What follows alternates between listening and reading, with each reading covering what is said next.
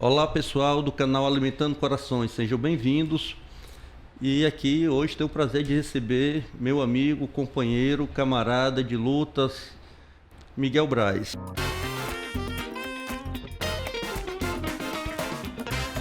Miguel é advogado, foi diretor jurídico do Sistema de Previdência Pública de Itapipoca, foi assessor do deputado Eumano, cumpriu um papel importantíssimo como acompanhar na época a CPI dos motins dos policiais, da PM, e hoje é secretário da Secretaria de Articulação Política, secretário executivo, cumprindo um papel importante de diálogo com os movimentos sociais. Ele foi um dos fundadores do movimento Levante Popular, movimento de juventude, e também hoje é dirigente nacional do movimento Brasil Popular.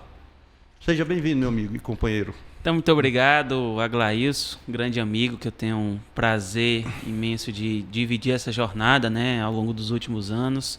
Pessoa que tem o nosso imenso respeito, admiração pelo também sua trajetória. E agora vem nesse desafio aqui do podcast, quer dizer que acompanha o canal Alimentando Corações, vem fazendo muitos debates interessantes de uma forma dinâmica. Então, desde já, agradecer o convite, que a gente possa aqui ter um bom papo nesses próximos minutos, que a gente consiga desenvolver um bom assunto. Muito obrigado, amigo. Como eu disse, eu conheci o Miguel ainda militando na juventude, pessoal, e o Miguel foi um dos fundadores do movimento Levante, foi diretor do DCE, e hoje ele tem cumprindo outro papel no âmbito do governo, mas a trajetória dele é oriunda do movimento de juventude. Como foi? Eu queria que você falasse um pouco da sua trajetória até hoje, Miguel. Bem, Aglailson, de forma um pouco resumida, meu pai foi militante do PT lá atrás, o grupo da Maria Luísa. Então, meio que eu cresci um pouco também nesse ambiente da política. Partido Revolucionário Operário. Foi do PRC lá atrás, exatamente. Do PRO. Foi liderança comunitária ali no Conjunto Ceará, enfim, por muitos anos. Hoje é professor da escola pública, mas foi nesse ambiente que um pouco eu cresci. E no processo de entrar na universidade, 2012, o ano que eu comecei a cursar o curso de Direito, eu conheci o Levante Popular da Juventude, que foi o ano de fundação, de nacionalização. Então, nós levamos o Levante naquele momento aqui para a Unifor. Naquele período, o Levante fez uma rodada nacional de escracho aos torturadores da ditadura, e era um tema que eu me interessava, e dali eu comecei a participar. Então, 2 anos depois, tive a oportunidade de ser o secretário-geral do DCE da Unifor. E naquele período, Aglailson, o atual senador Cid era ministro da Educação. E ele baixou a determinação que as universidades que aumentassem as suas mensalidades para além da inflação, elas teriam os repasses do FIES suspenso. E naquele período, a Unifor quase que dobrou o valor o valor do percentual do aumento acima da inflação. E foi suspenso. Então, os estudantes, no início do semestre, tiveram seus contratos do FIES suspenso. E eu, inclusive, sou oriundo do FIES, né? Então, nós tivemos uma grande mobilização dos estudantes. E o engraçado que foi também isso foi 2015, o primeiro ano do mandato do deputado Eumano. Então, o deputado Eumano, né? Então, nós articulamos a mobilização, e eu lembro, galera, foi a primeira audiência pública do mandato do deputado Eumano, foi para debater o FIES, chamamos os representantes da Unifor, e tivemos uma conquista que, no meio da audiência pública, que os estudantes estavam mobilizados, a Assembleia, a Unifor revogou o aumento e os estudantes tiveram seus FIES restabelecidos. Então, e de lá para cá, a gente continuou nessa militância do Levante, tive a oportunidade de ser da coordenação nacional do movimento por um longo período, e hoje levamos essa experiência também para o governo do Estado, pela relação, pela experiência que aprendemos também.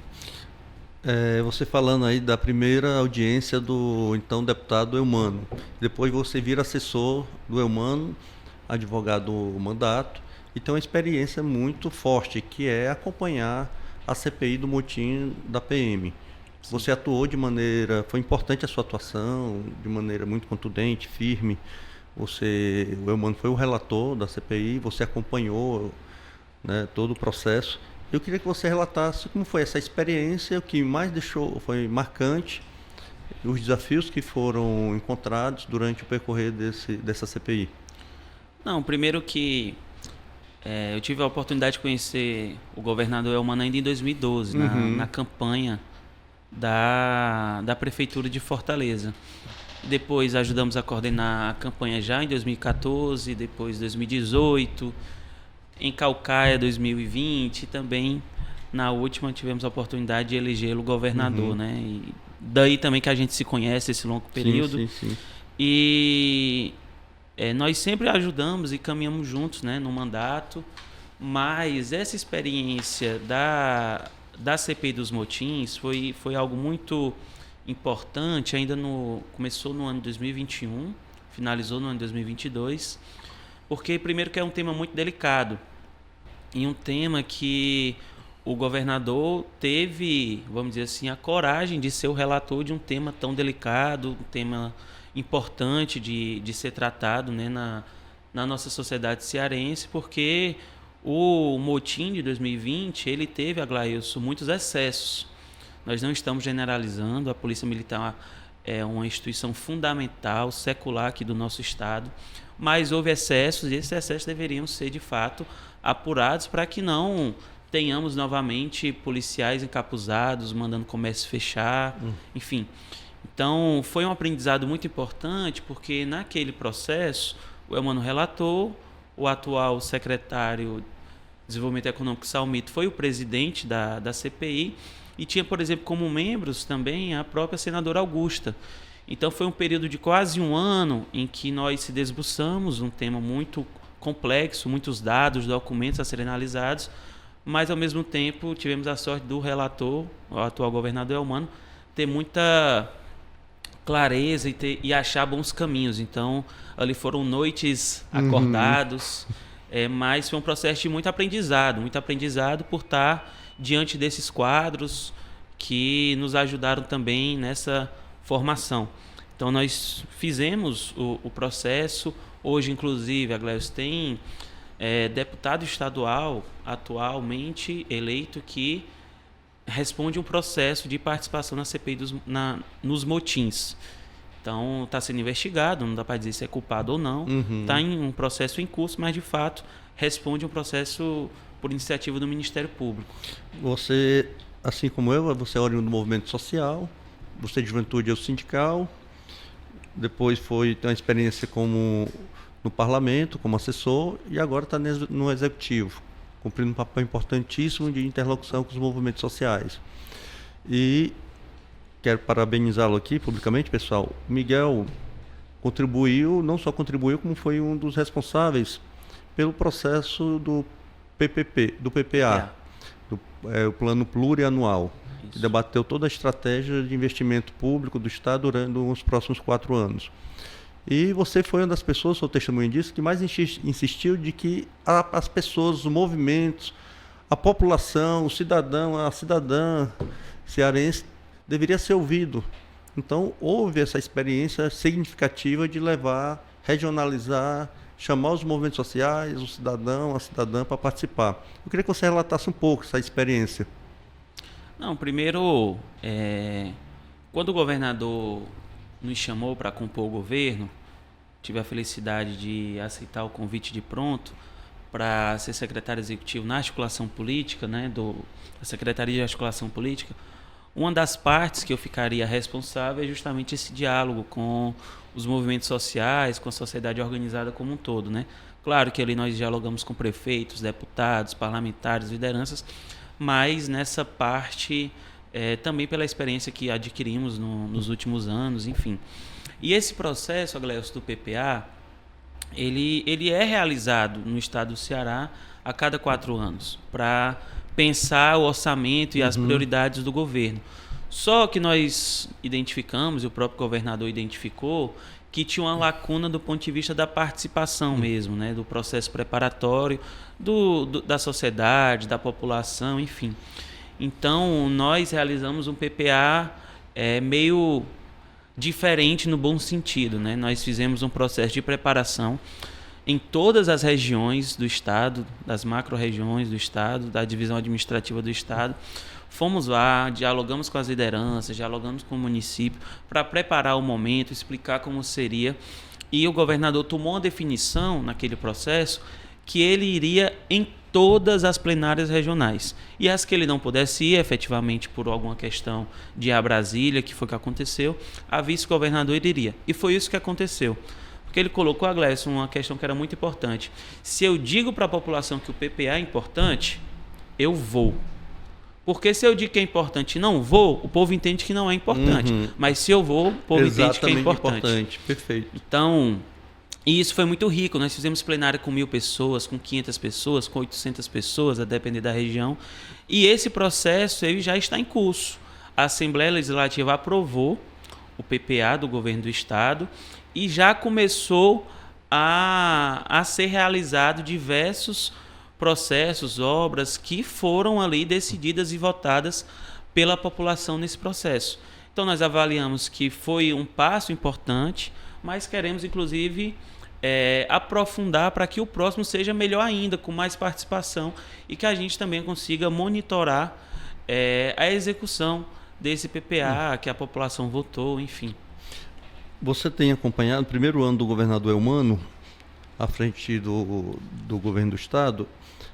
O governo já avançou em áreas muito importantes. Na mobilidade, através do passe livre da região metropolitana, que já iniciou no ano passado, final do ano passado, já está vigorando. Nós tivemos também uma redução muito grande da fila de espera das cirurgias seletivas. E também o Ceará Sem Fome, que você acompanhou o processo e hoje é uma das políticas mais exitosas e fundamentais do Estado. Isso, casado com que o gabinete e a condução da primeira-dama, da Lia de Freitas, é um programa transitório para que depois, através da qualificação profissional, a geração de emprego, as famílias possam sair dessa dependência de receber as quentinhas. E eu queria que você comentasse, nesse primeiro ano, qual a sua visão, estando dentro do governo, da ação do governo, que já em um ano já conseguiu essas três, eu acho que são programas fundamentais hoje e que a população já reconhece. Sim.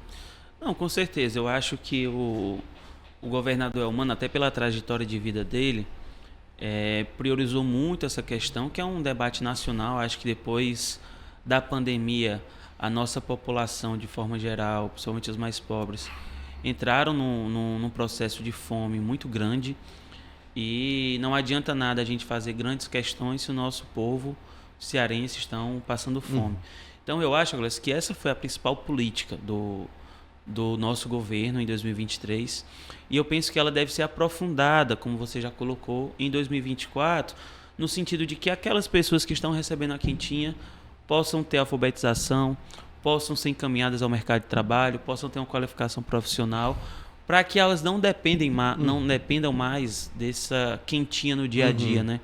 Mas, para mim, esse é o principal programa a ser aprofundado. Teve, claro, a redução das cirurgias eletivas, porque no processo da pandemia, todo o Sistema Único de Saúde se voltou para o combate à Covid e aquelas cirurgias que são importantes, mas nós estávamos ali naquela emergência que ninguém entendia direito, era um vírus que ninguém vê.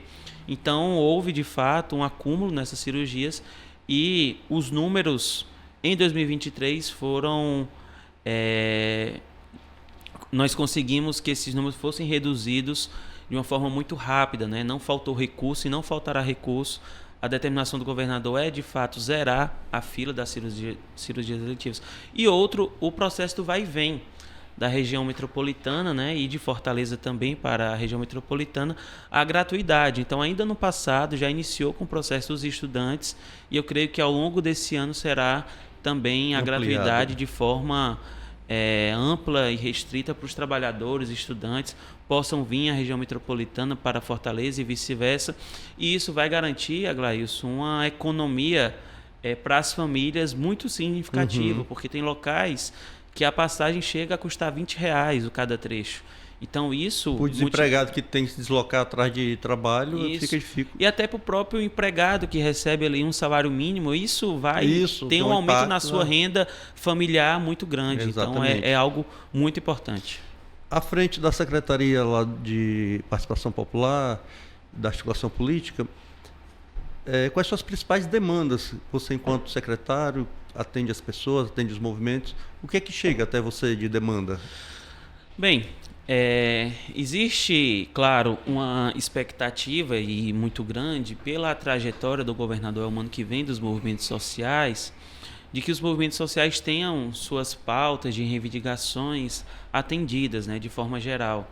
Então, o que chega muito para a gente é, de fato, as pautas dos movimentos, de diversos, que se imaginar, da juventude, de mulheres, movimento social agrário, urbano, de moradia.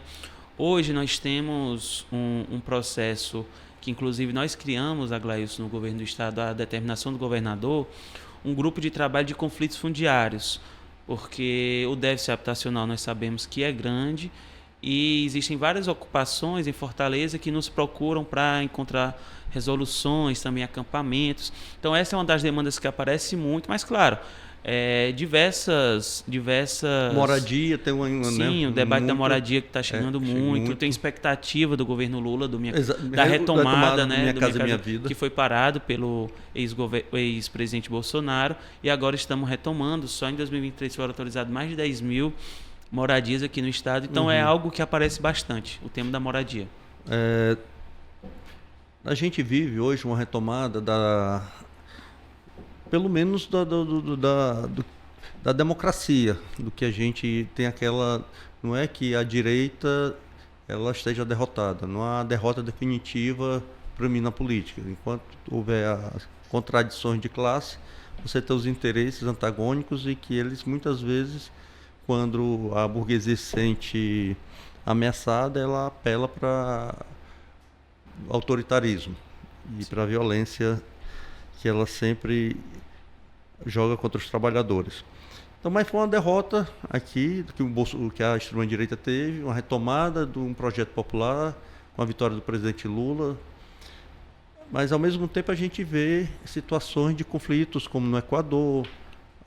A extrema-direita ganhou a eleição através do Milei na Argentina, e isso a gente vê que o Brasil precisa, as forças democráticas, ter muito cuidado com as eleições desse ano para que a gente possa fortalecer o projeto do presidente Lula, projeto popular, e que a gente não diminua o máximo possível o risco da retomada do governo federal por parte dos fascistas. Eu queria que como é que você vê essa conjuntura atual do país e quais são, na sua avaliação, o que é que a gente precisa fazer para poder consolidar esse projeto popular, não só consolidar, mas avançar também. Primeiro que o que aconteceu no Brasil, o que aconteceu na Argentina, é dentro de um contexto mundial, né?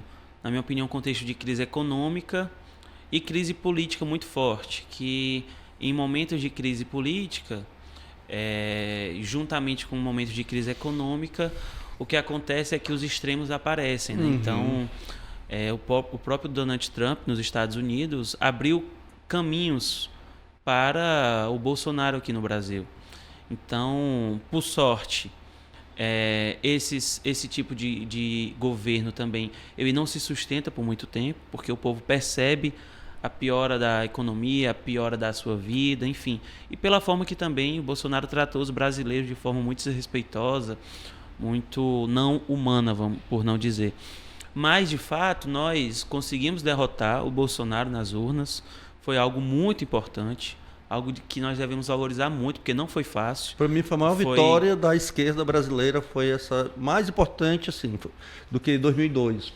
2002 era um outro contexto, mas pelo que estava em jogo, que era a própria democracia, o Estado Democrático de Direito, você que é um advogado do direito, sabe o que estava em jogo naquele momento, que é a democracia. E não tivemos, na redemocratização, Aglailson, um presidente que não se reelegeu. Exatamente. Então, ele tinha a máquina ao seu favor e usou, e está sendo comprovado que ele usou o governo estruturas do governo federal para impedir, inclusive, que as pessoas fossem votar.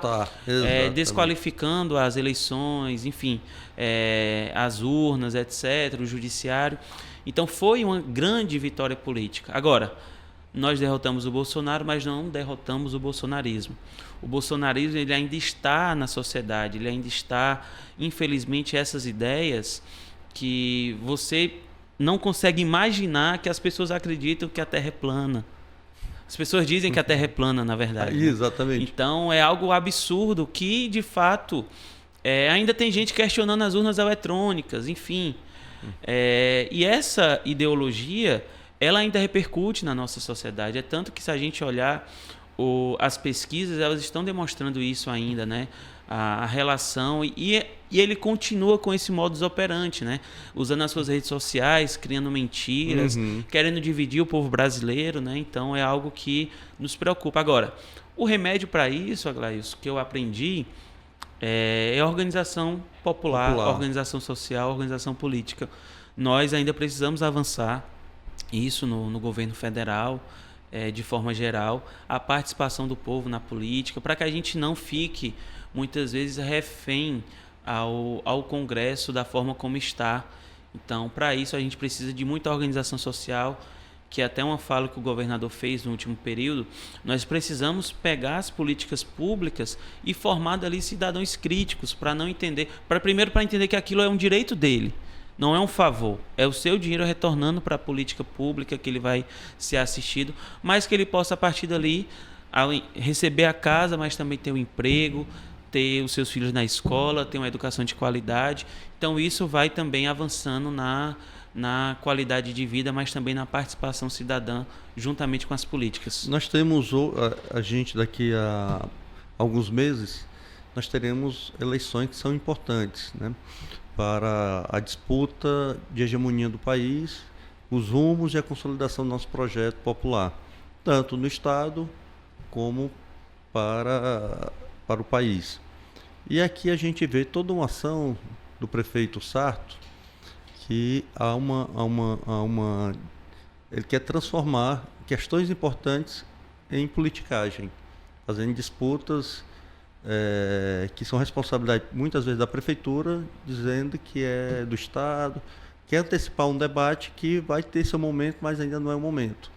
Isso talvez seja para justificar nas pesquisas a baixa aprovação que vem mostrada através das pesquisas do seu governo. E, ao mesmo tempo, fazendo críticas ao presidente Lula, fortalecendo, inclusive, um viés mais direitista. E eu queria que você pudesse também falar um pouco da importância dessas eleições e qual a importância de nós termos um governo em sintonia, que seja prefeitura, governo e governo federal.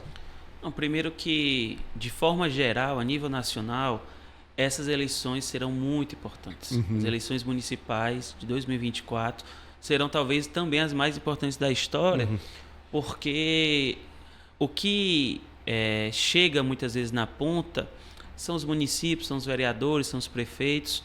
Então nós precisamos que o nosso projeto, que foi eleito pelo povo brasileiro, do presidente Lula, chegue na ponta. Então, e muitas vezes o diálogo principal são dos vereadores com a população na ponta, são os conselheiros tutelares, são os prefeitos. Então nós precisamos também conter, vamos dizer assim, essa onda bolsonarista, essa onda de direita de forma geral. Então será uma eleição muito importante e não menos importante aqui em Fortaleza. Eu acho, primeiro, Aglailson, que o grupo, talvez que o prefeito Sarto faça parte, ele ainda não superou a derrota esmagadora que tiveram na eleição do nosso governador Elmano. Então eu penso que eles estão jogando todas as fichas para a prefeitura, inclusive com movimentos de dialogar com o eleitor bolsonarista em Fortaleza, contando no eventual segundo turno esses votos. Mas eu acho, Aglailson, que Fortaleza ela é uma cidade muito rebelde, vamos dizer assim. Então, o prefeito, que se achou muito bem avaliado, que foi o Roberto, ele diz que fez uma ótima gestão, mas na eleição de governador ele ficou em terceiro lugar em Fortaleza, né? 2 anos depois dele ter saído da prefeitura. Então, a gente precisa... Será se foi isso mesmo, né? Será se foi tão bem assim? E eu acho que o prefeito Sarto, ele vem tentando fazer desse processo das eleições ir por tudo ou nada, né?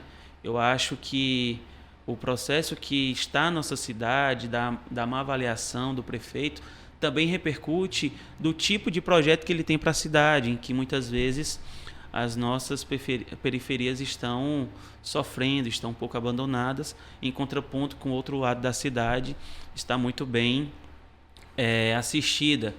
E então eu acho que isso é algo que nós precisamos mudar. Eu acho que a nossa candidatura em Fortaleza, ela tem que ter esse projeto político que olhe para o povo, que cuide do povo e que esteja alinhado com o governo estadual, com o governo federal, que é algo que só quem tem a ganhar é a população de Fortaleza, quando você tem uma gestão municipal alinhada com o governo estadual, alinhada com o governo federal, ela tem grandes frutos a se colher. Eu acho que a população de Fortaleza só tem a ganhar. Uma das características do nosso governador, do governador Eumano, é o diálogo. Além do diálogo, ele tem um senso republicano, um conceito mais amplo da palavra do republicanismo, que é do governo para o povo, ouvindo o povo. Então ele ouviu quase todos os prefeitos, dos 184 prefeitos que são dirigem as cidades do nosso Ceará, 182 prefeitos foram recebidos pelo governador Eumano, inclusive o prefeito Sarto. Ao contrário do que o Sarto faz, o nosso governador, ele caminha por faz um outro caminho, que é do diálogo, de ouvir os municípios, e ele diz o seguinte: não quero saber se ele votou ou não em mim, eu estou para governar para todo o povo cearense. Então, eu respeito o prefeito, quero que o Estado possa atender aquela demanda do povo daquela cidade, embora o prefeito não tenha votado em mim. Isso mostra o compromisso do nosso governador com o povo e com a democracia, com o republicanismo. E eu queria que você, dentro da secretaria que você faz parte, você também ouve todo mundo, né? Pessoas que estão ou não alinhadas com o governo. Isso não é o importante. O importante é que aquela demanda, aquela reivindicação possa ser ouvida pelo governo e a gente possa dar um encaminhamento. Eu queria que você comentasse um pouco sobre esse viés do nosso governador, esse compromisso dele com a democracia, com ouvir as pessoas. Não, com certeza. Eu acho que no discurso até que ele, da sua posse, caso engano, ele colocou que foi eleito pelo povo cearense. O povo cearense, ele é um só e ele é governador de todo o povo cearense. Então, efetivamente, foi uma eleição acirrada, teve prefeitos que não nos apoiaram, mas a determinação é o diálogo com todos os prefeitos, com todas as partes, com todos os deputados estaduais, federais. E ele fez essa rodada, ele recebeu todos os prefeitos, praticamente, do estado do Ceará. Inclusive, se eu não me engano, Gleison, o prefeito Sarto foi o primeiro. Foi o primeiro, ou um dos primeiros prefeitos a serem recebidos. Exatamente. E nessa reunião, os prefeitos levariam as suas prioridades do seu município, as prioridades da sua população, e o governo do estado está atendendo todas essas prioridades. Não é o governador que diz qual é a prioridade da população de Quixadá, ou de Pedra Branca, ou de Crateús. Foram os prefeitos que trouxeram essas prioridades e o governador tentou acolher ao máximo essas prioridades. Então, é uma forma também que nós trabalhamos na Secretaria de Articulação Política, de ouvir todas as partes, de ouvir todos os movimentos, sejam os que nos apoiaram ou não nos apoiaram, porque isso é indiferente nesse momento, porque agora nós somos governo de toda a população, né? Então nós não podemos fazer uma marcação do X e do Y e apoiar um ou outro, não. Isso não é, inclusive, a determinação do governador de ouvir todo mundo, de dialogar com todo mundo e tentar, ao máximo, resolver as questões. Perfeito, Miguel. Eu queria agora que você pudesse esclarecer para as pessoas que irão nos assistir, irá ao ar na próxima segunda-feira, esse programa, às 18 horas. Eu queria que você como militante, dirigente também do movimento social, você é dirigente do Movimento Brasil Popular. O que é o Movimento Brasil Popular? Qual é a sua plataforma, a pauta política? e como é que ela se organiza. Eu queria que você colocasse um pouco aqui para as pessoas que irão nos assistir. Bem, Aglaício, primeiro agradeço a pergunta, acho que é algo interessante a se conversar. O Movimento Brasil Popular ele é um movimento de caráter nacional, ele está em diversos estados, que ele vem, vamos dizer assim, de uma tradição política, né?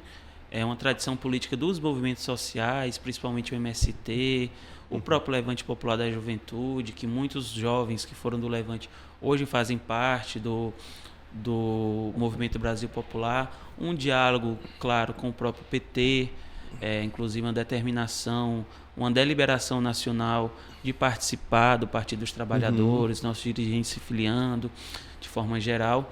E é um movimento, em poucas palavras, Aglaício, que tem uma preocupação, como eu já coloquei para ti em outro momento, de melhorar a vida do povo, mas a gente sabe que para melhorar a vida do povo precisa de organização popular, organização social. Então é algo de uma preocupação constante.